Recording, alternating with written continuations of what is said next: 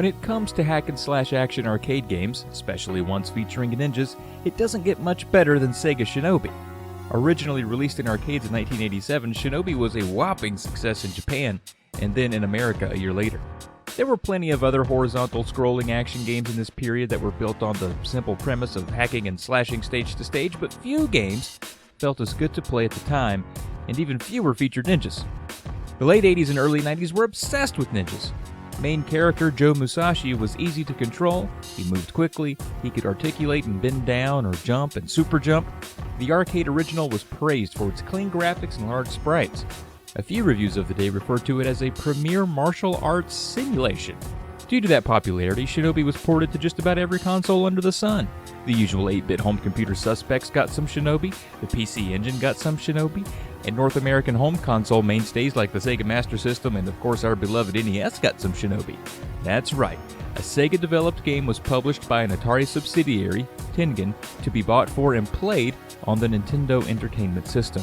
This happened a few other times with Tengen titles like Alien Syndrome, Fantasy Zone, and Afterburner, and it always feels a little strange to see Sega, Atari, and Nintendo associated in this weirdly indirect convergence over 4 ho-hum arcade ports, but I digress. Let's see what's up with Shinobi on the NES.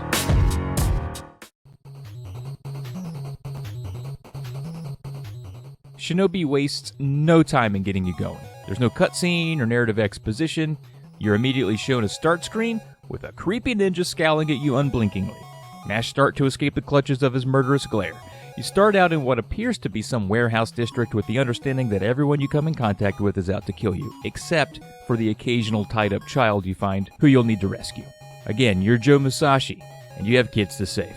See, a band of ninja assassin terrorists called the Ring of Five have kidnapped the children of the world's leaders.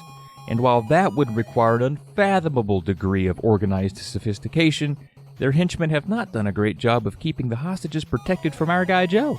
You'll find the kids tied up all over the place, and you rescue them by simply making contact with him.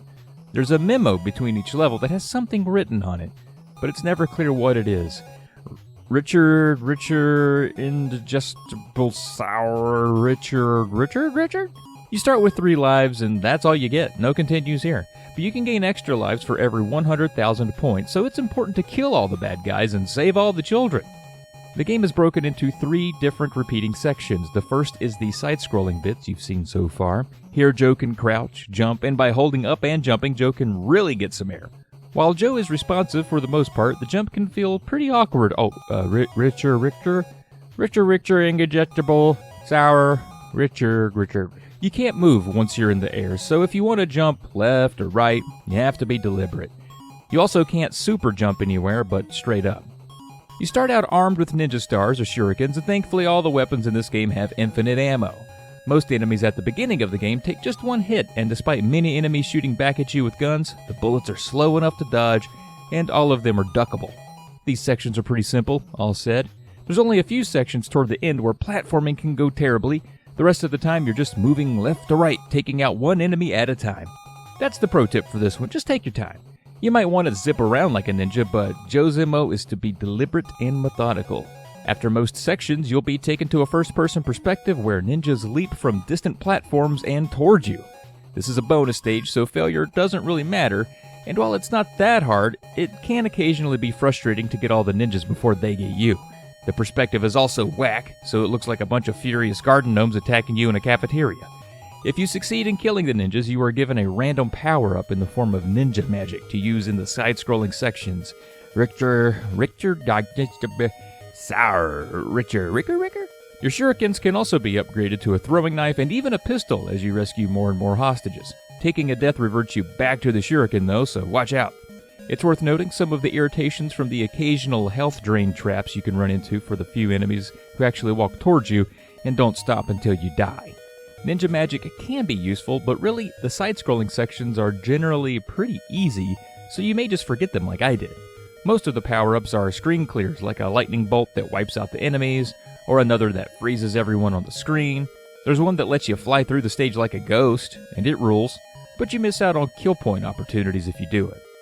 At the end of a set of stages, you'll face a boss, and while they end up not being too tough, your first engagement with each will probably not go well because the game does a poor job of indicating what you should do to win, and doesn't give a lot of feedback even if you are winning.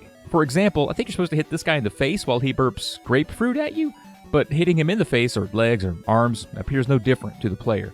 The helicopter may be the most aggravating boss of all. I thought you were just supposed to kill every guy that jumps out of the chopper, but turns out those guys spawn forever. You're supposed to blow up the chopper by shooting the little yellow parts. All in all, this Shinobi port falls way short of the arcade original and even a few of the other ports. Graphically, it's nothing to write home about.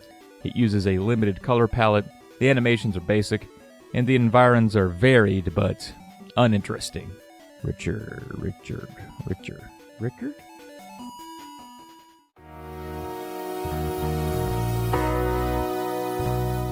Those other Shinobi ports I mentioned are a little varied. It's hard to top the arcade original, and worth noting that the Sega Master System and PC Engine ports are truer to that original, with large sprites, the same color palette, and the one-hit deaths, unlike the NES port, which gives Joe a life bar. I won't run down all the port variations here, but know that just because you played one Shinobi doesn't mean you played all Shinobi. Well, that's going to do it for Shinobi on the NES. As always, look out for crazy cafeteria garden gnomes, and thanks for watching.